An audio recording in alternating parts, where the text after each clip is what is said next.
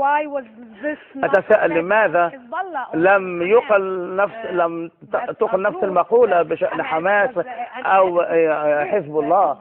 حزب الله مجموعة شعبية وحماس مجموعة منتخبة أيضا. حزب الله في السياق اللبناني. إذا هناك الكيل بمكيالين بشأن هذه المسألة. لا أعتقد أن هناك مقارنة جيدة بين الإخوان وحزب الله.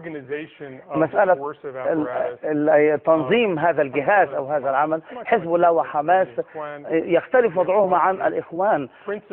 الإخوان في المقام الأول وإن لم يكن حصريا هي منظمة سياسية وتعمل بشكل مختلف، وليس يمكن أن يسأل عن من دربهم ليستخدموا هذا العنف وتكوين الميليشيات. إذا فهناك نوع آخر من التنظيم،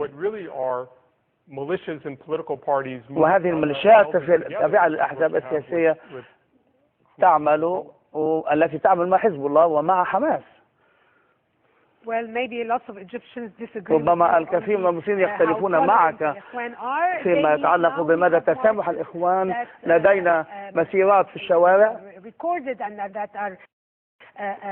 سجلت وأذيعت في التلفزيون. مسيرات الإخوان ليس فقط لقطع الطرق وحركة سوي الناس في مصر، لكن أيضا بإضافة ذلك يستخدمون السلاح وإرهاب الناس. أعتقد أن هناك تغير في التسامح وفي الطريقة التي يتعامل بها الإخوان مع هذه الحركات، والكثير من المصريين يرون أنهم قد اتخذوا منحا أكثر عنفا.